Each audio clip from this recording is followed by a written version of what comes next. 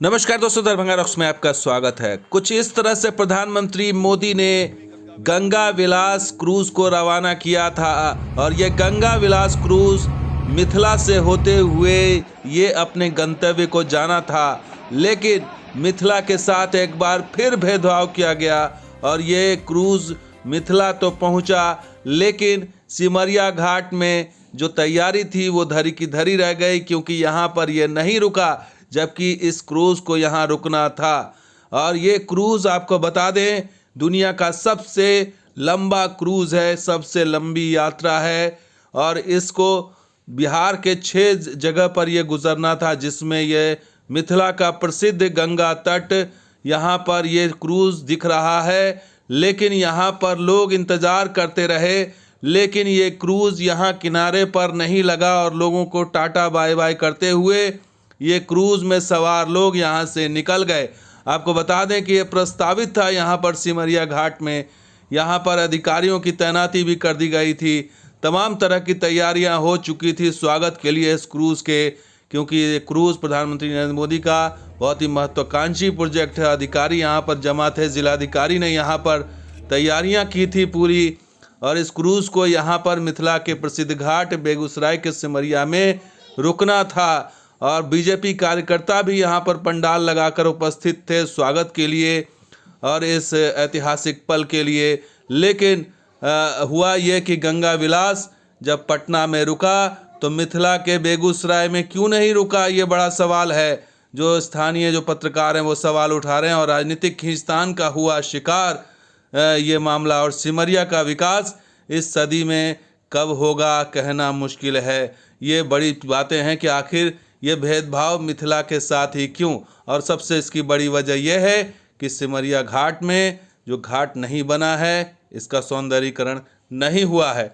जो बेगूसराय के सांसद गिरिराज सिंह भी तैयार थे इस स्वागत के लिए, यानी उन्होंने लगातार ट्विटर पर लिख रहे थे कि 8 बजे पहुंचने वाला है बेगूसराय के सिमरिया में, और गंगा विलास के सिमरिया तट पर ठहराव से पर्यटन को मिलेगा बढ़ावा।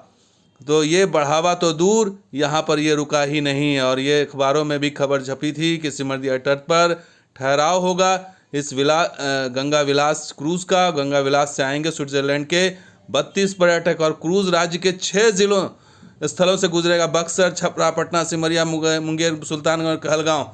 और बिहार के उप मुख्यमंत्री ने यह कहा था जब इसका उद्घाटन हुआ। और यात्रा को सुगम बनाने के लिए ज़िले में, इन तमाम ज़िलों में एक नोडल अधिकारी भी नियुक्त किए गए थे। तो ये दौरा प्रस्तावित था सिमरिया में, इसका नियत समय था यहाँ पर पहुँचना सुबह 8 बजे और यहाँ पर रुकना था, लेकिन ये रुका नहीं। ऐसे में बड़ा सवाल यही है कि आखिर इसके पीछे कोई गहरी साजिश तो नहीं है, या फिर जो मतभेद और मनभेद की बात हो रही है, मिथिला और मगध के बीच फ़र्क की बात हो रही है, उत्तर बिहार और दक्षिण बिहार की बात हो रही है, गंगा के इस तट इस पार और इस पार की बात हो रही है, कहीं इसके पीछे वही तो नहीं है जिसका अंदेशा जताया जा रहा है।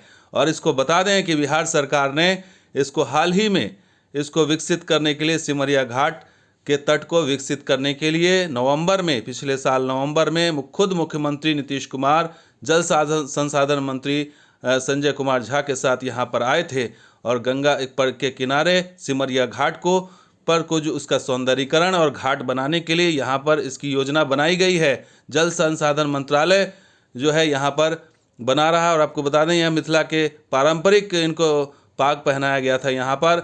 और संजय कुमार झा ने लिखा था कि नीतीश कुमार ने आज सिमरिया घाट बेगूसराय का दौरा किया।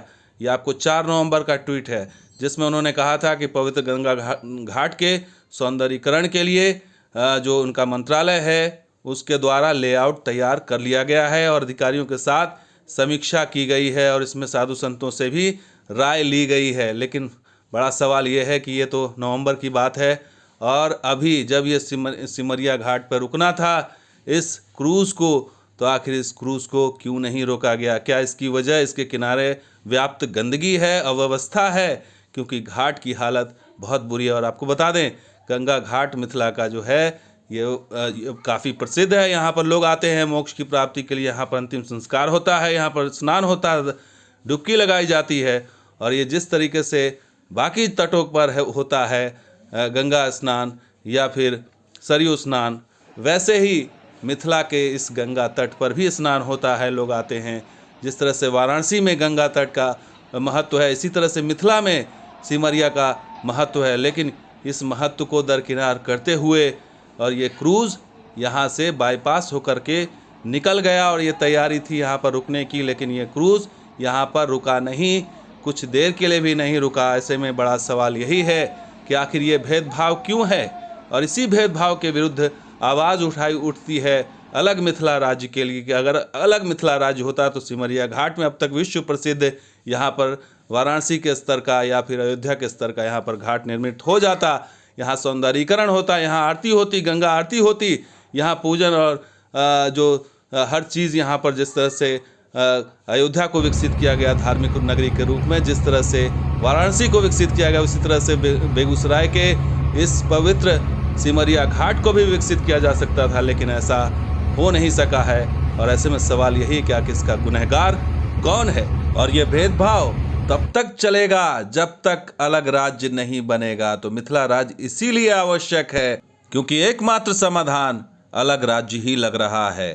तो दोस्तों, ये वीडियो कैसा लगा जरूर अपनी राय दीजिए। शुक्रिया इस वीडियो को देखने के लिए, धन्यवाद।